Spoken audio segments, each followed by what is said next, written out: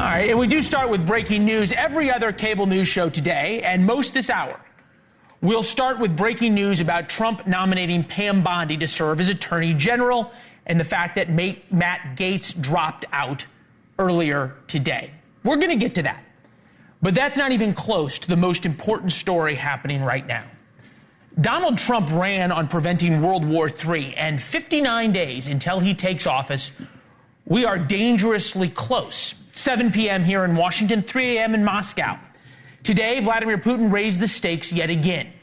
He made a direct threat at the United States and said his country has the right to hit countries that give Ukraine missiles targeted at Russia. That would be us. And to underscore the point, Russia fired its new hypersonic intermediate-range ballistic missile into Ukraine. It is called the Frontier missile, and it is nuclear capable.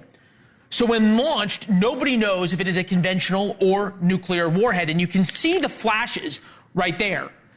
This is what is called multiple independently targeted reentry vehicles, MIRVs. What that means is that they can send one rocket up and 5 or 10 bombs come down. U.S. missile defense systems have a very, very difficult time stopping this. This is video of the multiple independent warheads coming down. Ukraine's Air Force says Russia launched the missile from central Russia and targeted central Ukraine, only a 435-mile flight. Here's what we know about this new missile. Solid rocket, road mobile, intermediate range ballistic missile. It can hit targets, though, 3,600 miles out. And with only about 20 minutes notice, this could go from somewhere in central Russia to London, to American bases in Germany, to American bases in Turkey, to the big U.S. bases in Poland, with almost no warning. It's capable of carrying a 1,700-pound nuclear warhead. And what matters here is the distance. It can reach London. It is a fabulously dangerous and massive escalation by Vladimir Putin. And Putin's move is a direct response to President Biden's decision to unshackle Ukraine. For a year, the United States gave Ukraine missiles called ATACMS, but they said they couldn't be used to hit targets deep into Russia. And Vladimir Putin said, if American missiles are used to hit Russia, that is an act of war by the United States on Russia. He said it for years. And for years, Joe Biden didn't do that. But just 2 months before he leaves office, President Biden took the restrictions off. And less than 12 hours later, Ukraine hit deep into Russia. During crises like this, the world expects the American president to be center stage. He is the commander-in-chief. He is the leader of the free world. The only time we saw President Biden today is when he hosted the Boston Celtics at the White House. You can see the trophy there. There were some jokes about zone defense. There it is. What is there? Make it a bounce pass. That was it. Nothing about the crisis brewing as he escalated and allowed the Ukrainians to escalate this war. He just allowed the transfer of American anti-personnel mines to Ukraine. Also gave Ukraine the green light to fire American-made missiles deep into Russia. For years, President Biden said using ATACMS in Russia would be an escalation. He said, nope, we're not going to do it. Talk about it, talk about it, talk about it. Nope, not going to do it. Now he's all in.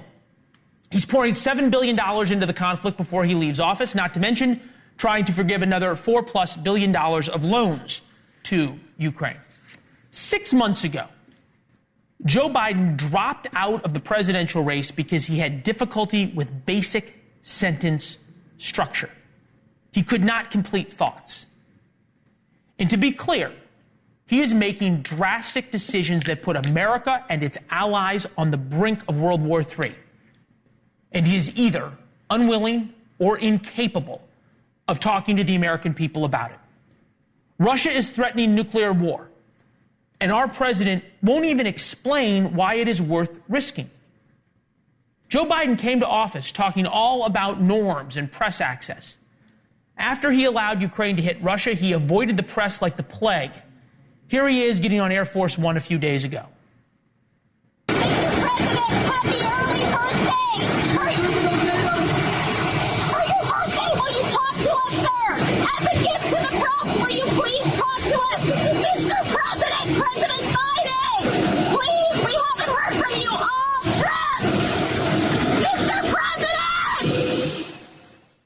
early birthday.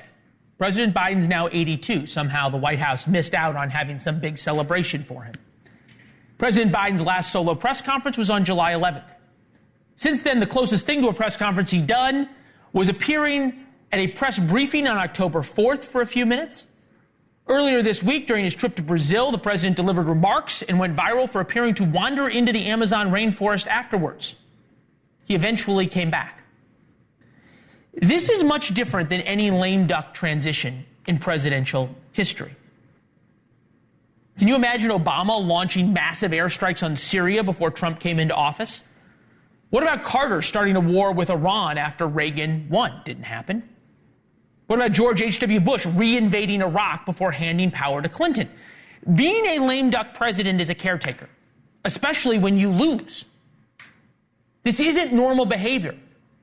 What's worse is there are serious questions as to the mental faculties of the President of the United States. And that's why we're starting to hear calls for Biden to step aside. Pollster Nate Silver, hardly a conservative, wrote, "It's a dangerous world. Extremely high-stakes decisions in Ukraine. He should resign and let Harris serve out the last 2 months." What we have talked about tonight is not political. This is not about left or right. It is a fundamental question that must be asked. We all saw Biden's condition during the debate. Mental acuity or lack thereof does not get better with time. It gets worse. And the fate of the world literally rests on his decision-making over the next 59 days. We begin tonight with George Will, NewsNation senior political contributor, Pulitzer Prize-winning columnist for the Washington Post. George, good to see you. Have we ever been at a time like this where the faculties of the president were in grave or deep question and an international crisis brewing?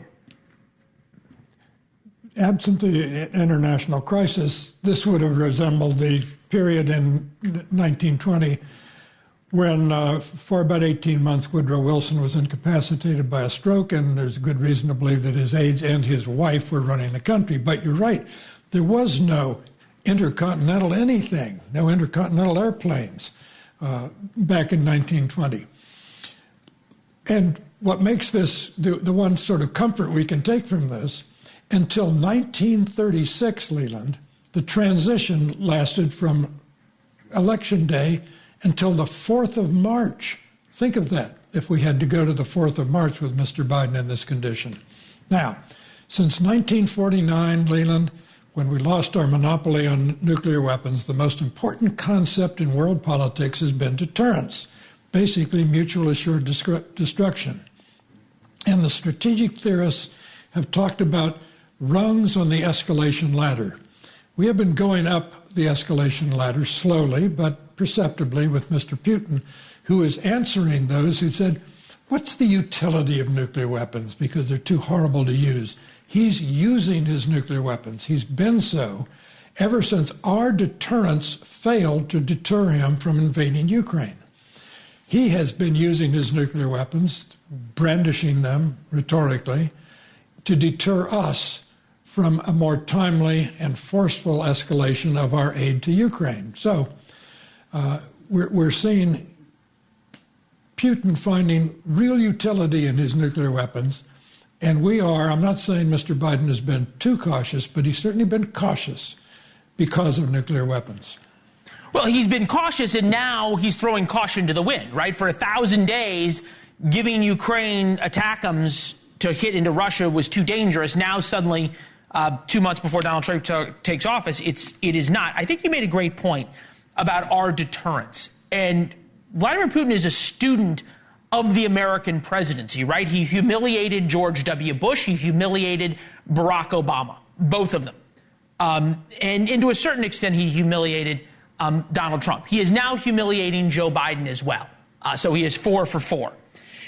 The question would be, at this point, why wouldn't Vladimir Putin use a tactical nuclear weapon in Ukraine to say, you know what, I can do anything I want and dare a lame duck and compromised Joe Biden in the last days of his administration to respond? Well, the answer to that question, if there is an answer, is that perhaps Putin, who disregards almost all norms of civilized behavior, is still sticking to one. Leland, we used this. The second use of nuclear weapons came 3 days after the first, Nagasaki after Hiroshima. Since then, something like 30,000 days have passed without the use of nuclear weapons, even though we've had a proliferation so that now at least 7 nations have nuclear weapons. How long we can go on with this remarkable record of restraint remains to be seen, because you can't think of a weapon system that has not been used eventually. So perhaps Putin is flinching from crossing this line that has existed since Nagasaki on August 9th, 1945. Perhaps. But he said the other day, in explaining his nuclear strategy, he said, and this is a little different than the Russian doctrine that you accurately described, he said, we could use nuclear weapons, a tactical nuclear weapon, against a nation that, although it only has conventional forces, is supported by a nation with nuclear weapons. That's us, and that's Ukraine. So he has already set the stage for the criterion of using nuclear weapons. To me, it is scary in every sense of the world. This was Donald Trump in Georgia on the campaign trail, August 23rd. Take a listen. We're not going to have World War III. We're closer to World War III right now than we have been ever, maybe, ever. And that will be a war like no other, because the power of the weaponry, nuclear weapons, the power it's indescribable, and you don't even want to think about it. October 23rd in Georgia, about 12 days before the election. Does America realize on January 20th that when Donald Trump takes office, he is immediately a wartime president? Yes, there will be a Secret Service agent following him carrying what is called colloquially the football. And it has in there little cards that tell him the nuclear options, the targeting options in Russia and elsewhere. And he will have, in the case of an incoming ballistic missile, something like 8 minutes to make this decision. The weight of what falls upon the shoulders of that president is shocking, and it would be nice to think, but wrong to think, that the American people, when they went to the polls to choose between Harris and Trump, thought, oh my gosh, one of these two is going to have this responsibility, have this football carried around behind them. That would have made the voting on November 5th even worse. You think about this situation, the call for Joe Biden to resign. Nate Silver has an interesting way of understanding the American psyche, and without any prompting, my mother called me this morning and said, God, Joe Biden just seems really, really old, and this is scary right now, which struck me as sort of a clarifying moment that this is in people's minds, how they're viewing it. We've seen 2 assassination attempts in 2024. We saw the disasterful debate. We saw Joe Biden drop out. We saw Kamala Harris be named, Kamala Harris lose. Is it too wild to think that in the next 59 days, Joe Biden might resign? It's not too wild to think, and we have to understand, Leland, that there is the 25th Amendment. That is, it's a mechanism whereby if his certain supermajority of his cabinet said he is no longer equipped to conduct the functions of the presidency, he could be forced out. That's an extreme measure. Yep. And that looks the more so because he would be replaced by someone who just lost the presidential election, Kamala Harris. But it's worth thinking about. And as you said, his ailment is progressive, non-reversible, not treatable. And for that reason, daily, it seems to me, assessments have to be made. Yeah, and you, I think, said the perfect word or words at the beginning of this interview about Woodrow Wilson. It was his wife running the country. You really wonder, Joe Biden, who kept Joe Biden in the race for so long, what her input is on all of this and how much of the country, the world's fate lies in her hands. Mr. Will, it's good to see you, sir. Thank you. Glad to be with you. All right, here's an idea to save the Democratic Party. Can anything make Democratic men again? It looks better on the hat. Make Democrats men again. Will Democrats let men be men? Can they do that when we come back? Does the Democratic Party at its upper echelon have an intolerance problem? For people like me? Yeah. Absolutely. That's why I left. After losing everything, the White House, the House, and the Senate, a new poll shows that Democrats still want Vice President Kamala Harris as their presidential nominee in 2028. 48% of Democrats, 41%, want Harris back. Just 8% want Gavin Newsom of California, and 7% say Pennsylvania's Josh Shapiro. To be fair, those three are pretty much birds of a feather. Bill Maher explained why Democrats keep doubling down on making the election about they, them, rather than you. I got bad news for you. They don't have a monopoly on stupid. You wear Queers for Palestine t-shirts and masks 2 years after the pandemic ended. And you can't define woman, I mean person who menstruates. You're the teachers' union education party, and you've turned schools and colleges into a joke. You just lost a crazy contest to an actual crazy person. And Democrats have mostly been blaming Republicans and Republican voters, anybody who supports Donald Trump. Reasonable Democrats, though, have a problem.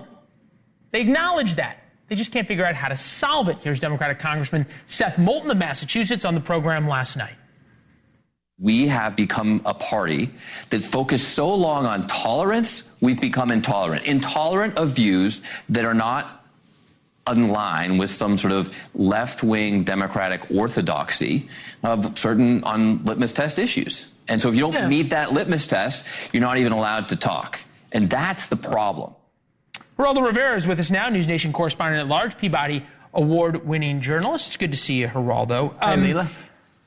You too, buddy. Are you seeing any acknowledgement in the Democratic Party, other than for Seth Moulton, who told us last night there's a lot of people privately praising him, none publicly, that this is a problem? The intolerance, the calling people racist, the calling people pro-Putin, the calling people garbage, that doesn't work. So George Will gets asked about the fate of the world, and I get asked about the masculinity of the Democratic Party. Okay, I'll go with that. And I'm 8 months younger than President Biden, and I'm still relatively compass mentis. I think that he could handle the emergencies. Now, to answer your question, I think that you're absolutely right. Bill Maher is absolutely right. Democrats lost their way. The beginning, I guess this century really is when it really accelerated. We became politically correct. We became so bending over backwards to be fair to everybody. We became unfair to most of everybody. I think it's very ineffective as a political party. I think that Democrats are doomed if they continue to be stupid. It was very disheartening to watch. But also, you have to also admit, though, that the Republicans were viciously effective with their exploitation of the immigration issue and the whole trans thing. I mean, a tiny fraction of society. Yeah, no, I hear you. We said their problem. We said for a long time that the trans issue wasn't about the trans issue. It was a proxy for so many other things, right? It was a proxy for. Agreed. If you're not up for unlimited aid to Ukraine, you're pro-Putin. If you don't like BLM and defund the police, you're a racist. If you like Donald Trump, you're garbage. It was all these sort of like litmus tests that Seth Moulton talked about. A friend of mine sent me this hat that I thought was kind of funny. He made it up himself. He's a former elected Democrat, very moderate. And it says, "Make Democrats men again." And there is a lot in that. It's interesting because it's the corollary to what I saw, or heard, I should say, on Pod Save America. That's the Obama brain trust that now talks politics. Take a listen. At some point, we all just need to realize that sitting ringside at a fight and then flying home on a PJ while crushing McDonald's with the boys. That's cool. That's pretty cool. That seems like a good ass time. I was watching football yesterday, and then like you have all these players celebrating, doing the Trump dance. These guys all like him. They think he's cool. There's a huge swath of the culture that is just into Trump. It's a brand of politics that breeds or combines the professional and the personal in a way that has to be pretty powerful. All right, so make Democrats men again. Can Democrats become MDMA. cool, fun again? I guess, but that was always my theory. My theory is that Trump, part of his appeal, his enormous charisma, is the fact that he has fun, that everybody wants to be him. Lots of black and brown men, young men, want to be Trump. They want to be cool. They want to have money. They want to have women. They want to sit ringside at fights. They want to go to cool concerts and rock out. I think that what has happened is that it really is an elitist kind of notion that has infected one of our two main political parties, to the extent that one has lost its way. The other, though, is fueled oftentimes by resentment. Resentment apparently is a stronger emotion than the compassion. Oh, yeah, they made one party wants to be nice, the other party wants to have what the other guys want. Yeah, they made a great point in that. We didn't have time for it, but it was that the people doing the Trump dance aren't necessarily fans of Donald Trump. They're just sticking it to the people who hate Donald Trump, which there's a different emotion there. Geraldo, if we don't talk before, happy Thanksgiving to you and yours. Okay, you too, buddy. All right. Good seeing you, Leland. Matt Gaetz falls. Could another Trump cabinet pick follow? And do the Americans who sent Trump back to the White House actually care who's in his cabinet, or just that he's Trump and it's the Trump show? What was your reaction to Matt Gaetz? Holy I didn't see that coming. A lot of senators are breathing a sigh of relief right now. Former Florida Attorney General Pam Bondi has been tapped by Trump to replace Matt Gaetz as his pick for United States Attorney General. Matt Gaetz dropped out of the running for Attorney General. Questions about him sleeping with a 17-year-old twice, and one of those times with another woman, finally ended the confirmation process. Gaetz posted on X, while the momentum was strong, it is clear that my confirmation was unfairly becoming a distraction to the critical work of the Trump-Vance transition. Thus, I'll be withdrawing my name from consideration to serve as Attorney General. My reporting shows that the Trump transition folks realized there was no path to confirmation, and it was going to get worse for Matt Gaetz. Pete Hegseth, for Secretary of Defense, is also on the rocks as he faces similar problems to Gaetz. We said a week ago more would come out about the Fox News host, and it did. California police report released overnight details an alleged sexual assault by Hegseth. He reportedly got drunk and handsy in a hotel bar with a group of women during a Republican convention. The staffer assigned to Hegseth during the conference then intervened. She claimed he took her upstairs and raped her. From the report, Hegseth took her phone and from her hands. Jane Doe stated she got up and tried to leave the room, but Hegseth blocked the door with his body. Jane Doe remembered saying no a lot. You can read the whole report, make your own decision by going to warnotes.com. That's our free daily newsletter. You can subscribe at warnotes.com. We have a link to the full police report. Police did not charge Hegseth. We don't know why. But he did pay the woman in a confidential settlement and demanded a non-disclosure agreement. Today, he wouldn't talk about the incident. The matter was fully investigated, and I was completely cleared, and that's probably the latest. Thank you very much. How do you address concerns about your lack of Pentagon experience? Do you believe she should testify? To be fair, being cleared and not being charged are different things, but he was not charged. With us now, Peter Navarro, former Trump White House trade advisor. Peter, it's good to see you. Also, Mar-a-Lago confidant, I think we can fair to say, here in his personal capacity, not with the transition. I'm just thinking about this broader than Gaetz or Hegseth or any of those. There's so many cabinet picks that we don't really hear about anymore, right? Susie Wiles, chief of staff, completely non-controversial. Marco Rubio, Doug Burgum, Mike Waltz, Elise Stefanik. Team confirmable. Nobody's saying anything about these people. Wouldn't it just from a political perspective be a lot easier to pick people like this who are not controversial but still believe in the president's agenda, are good on TV, believe in and are loyal to Donald Trump?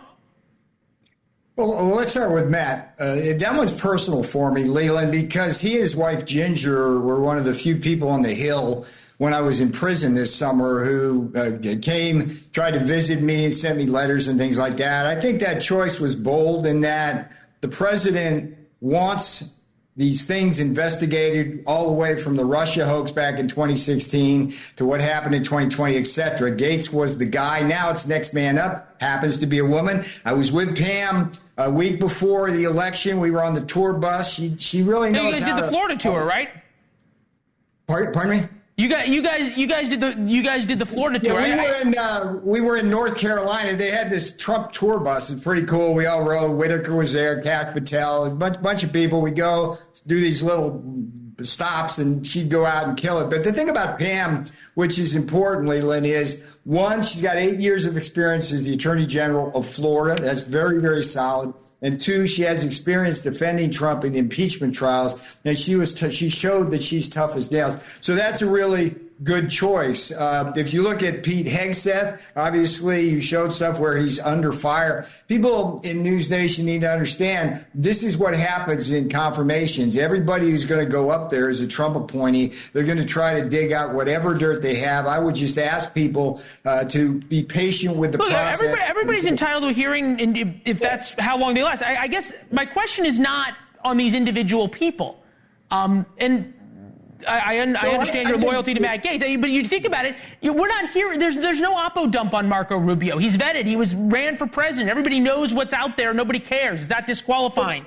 Doug Burgum, longtime governor of North Dakota, very successful. There's nothing out there.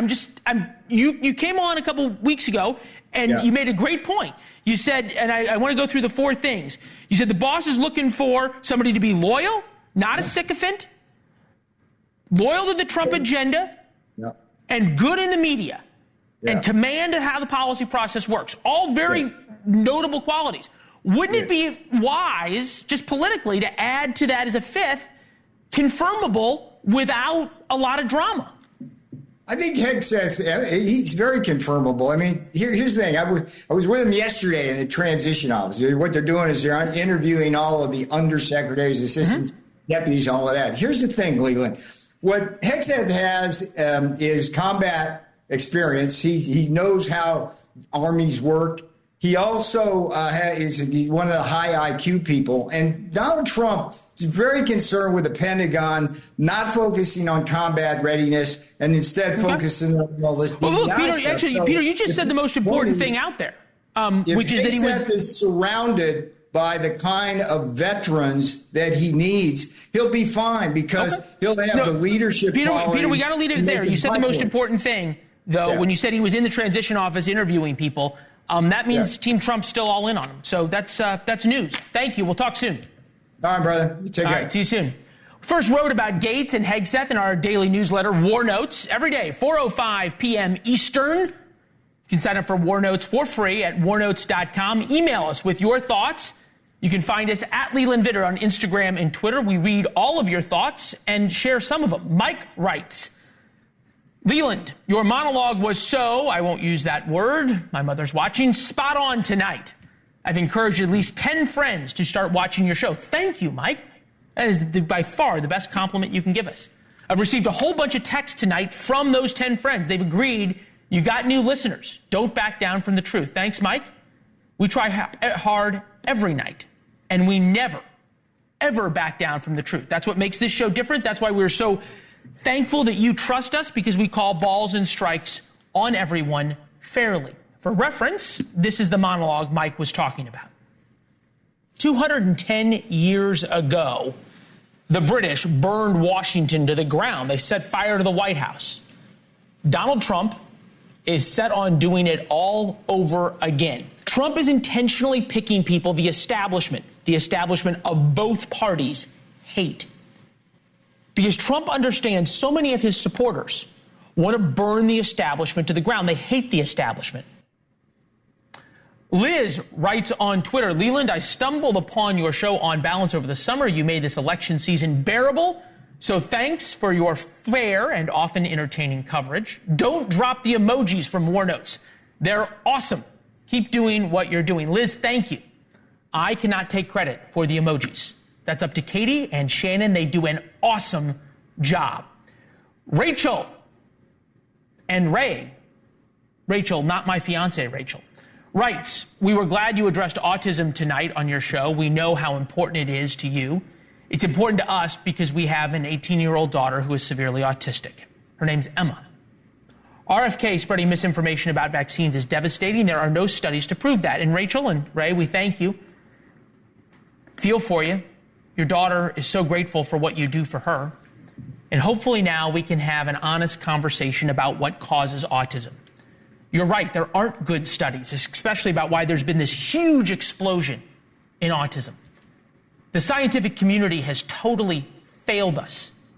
All they've done is just defend vaccines and leave parents like yourself with no answers. We're going to keep pushing, and I think RFK will too, to get some answers. It's only fair. Check out this video. Parents attacking a school resource officer. How can we expect kids to behave when they learn this behavior at home?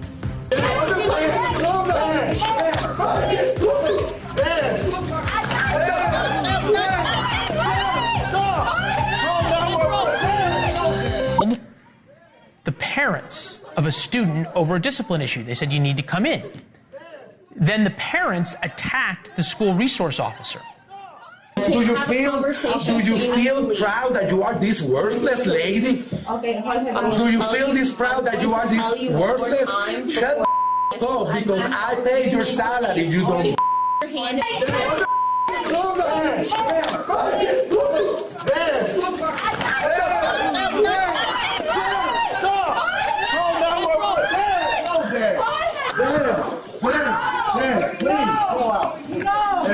Put your hands on your back now. Yeah, please, thank you. Dad.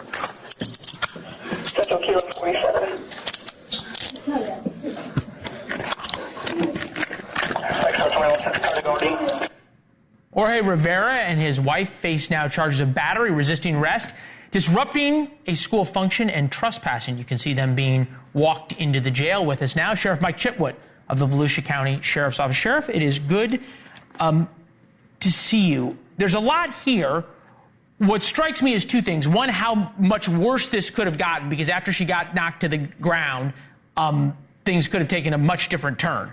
But number two, and more importantly, their son was sitting there in the office when the father was attacking and screaming and cursing at the deputy. I don't know how you expect the son to behave well when that's their role model. At first, thank you for having me. And let me say one thing about that video. There's only two pieces of shit in that video, and that's the parents. That deputy is a class act. Yep. On Monday, what happens is their little cherub is caught on school security video shoving a much, much smaller classmate against the wall. That classmate then takes her shoe off and tries to avenge what had happened. Our deputy sees the video, and after an investigation decides we're not going to pursue criminal charges, we're going to pursue what's called a civil citation. There's no criminal charges. There'll be some counseling, some in-school suspension, or what we're going to do, and she brings the family in. And then you see on the video, what's most impressive is the mother is a VPK teacher here in Volusia County. And as the deputy is escorting them out, the big man, 6'1", 300 pounds, wants to attack a 5'4" deputy. He hits her with a haymaker and knocks her semi-conscious and rips her taser out of her hand, and then accidentally fires that taser and strikes the principal of that school. I don't know what to say, and I know I'm rambling. The judge screwed the pooch here. The judge put some ridiculous amount of money for a bond and basically spit in the face of my deputies, the teachers, administrators, and the students to allow these scumbags to walk out of jail last night. Wow. It's wild in so many senses. One thing I think is interesting is you've been very public about how you deal with school threats. You were the first sheriff to put online videos of your deputies arresting kids who made any kind of threat. You said, we're done with this. Again, I go back to, how do you expect kids to behave? I mean, if you think about this little boy who obviously was out of line and shoved a girl up against a wall, totally wrong. But if that's his role model, I don't want to say it's hard to blame him, but I don't know how he knows any different. I agree. He doesn't know any different, because if you watch the way he treated his little classmate, and he's much bigger than the little girl he shoved against the wall, and you watch the way this guy attacked my deputy, almost the same height as an adult, you realize this kid doesn't have a chance. He's got no respect for women, no respect for law enforcement, no respect for school administrators. Yep. This was a particularly poignant moment, and this was sort of in the beginning of the conversation, as you pointed out, when the deputy was explaining, hey, look, no criminal charges, but your son's going to have to, pay the price of being a bully. Here it is. Do you feel proud that you are this worthless lady? Okay, do you feel this proud that you are this worthless? Shut the up, because I paid your salary. You don't. So we linked to the entire video on War Notes, so people can go watch the whole thing and see her composure and her willingness to sort of take it on the chin over and over and over again was pretty remarkable to me. Her restraint. What did you make? And I keep going back to this. She got knocked down. This could have gone very differently if she had to pull her weapon out. And she had to, because you're seeing the body camera footage. What I'm not allowed to release is the school security footage, which shows where he goes to run up her. He's got his hand cocked. He's coming to get her, and she pulls her taser out, and he catches her and knocks her semi-unconscious. And when she goes to the ground, he goes and pummels her again and takes the taser. When she comes to, she realizes, I don't have my taser. She transitions to her firearm, having a concussion, everything swirling around her. She managed to be able to bring that down. Thank God for the principal and the other staff there to at least get this animal in custody. Let us know what happens with the judge, all right? We want to follow this one. We're appealing his decision next week, so my advice to the family is have Thanksgiving dinner this weekend, because I can guarantee you when we revoke your bond, you'll be having Thanksgiving with a cheese sandwich one day this week. Oh, it's pretty clear. Good to see you, Sheriff. Thank you. Good seeing you, my friend. Thank you. Yes, sir. Happy Thanksgiving to you and yours. A judge took no time sentencing Laken Riley's killer to life in prison. We'll tell you the reason he didn't get the death penalty and give you some hope that there could still be justice.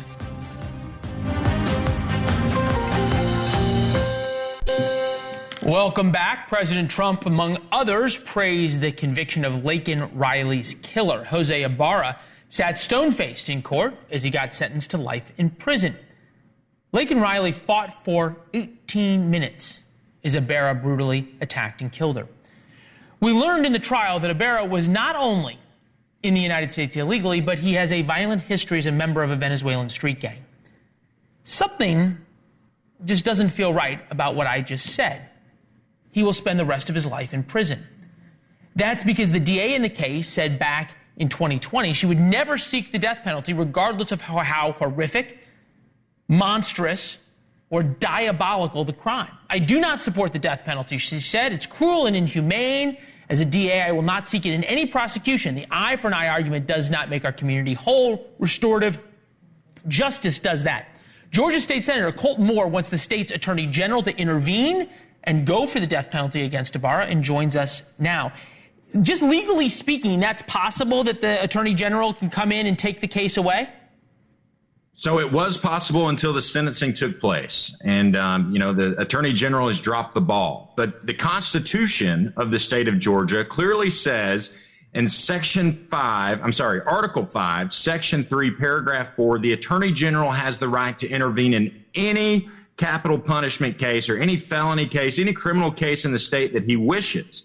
Right? So he could have gotten involved in this. He knew darn good and well that this district attorney was not going to seek the death penalty, and he could have intervened as attorney general. Why don't you think he did? I'm not sure. And what's so ironic about it is the day after this case, he's asking for a promotion and announces that he's going to run for governor in Georgia. And I'll certainly do everything I can to make sure he's not elected governor if that's the way he's going to act in a case like this. Because why in the world do we even have capital punishment in the state of Georgia if one of the most horrific and notable cases that we've seen in our modern life, we can't execute capital punishment? It makes no sense whatsoever. Laken Riley was brutally murdered. And what kind of message does that send to every other Georgian? I mean, I don't have a daughter, but if I have a daughter as a UGA alumni, I'm not so sure I would want her to go to the University of Georgia right now. Athens, Clark County has been a sanctuary city since 2019, and since D.A. Gonzalez. To be fair, they now have a new DA. They elected, I think, probably because of this. I think you make a great point just in terms of who Laken Riley was, and I think that makes your point even more. This is her stepfather reading one of her last journal entries at sentencing. Take a listen. I think one of her last journal entries dated 12/17/23 says it best. So here we go. To my future husband. As silly as I feel writing this, my old small group leader once recommended it, so here I am. To my future husband, I want you to know that I'm thinking about you. I'm working every day to become the best wife I can be. Wow. All right. Senator Colton Moore of Georgia, thank you very much for being with us. We appreciate it. We'd invited the Attorney General on. We couldn't make the timing work, but we'll get a statement from him if we can. We appreciate it. Thank you very much. Thanks, Leland. Yeah, thank you. Boy, what a day it has been. Matt Gaetz drops out in the morning, and you got Pam Bondi by the afternoon. For the kids around the newsroom, they don't know what it's like to cover a Trump transition or a Trump presidency. It's as much news in a day as we got in a week. We'll see you tomorrow. Here's Chris.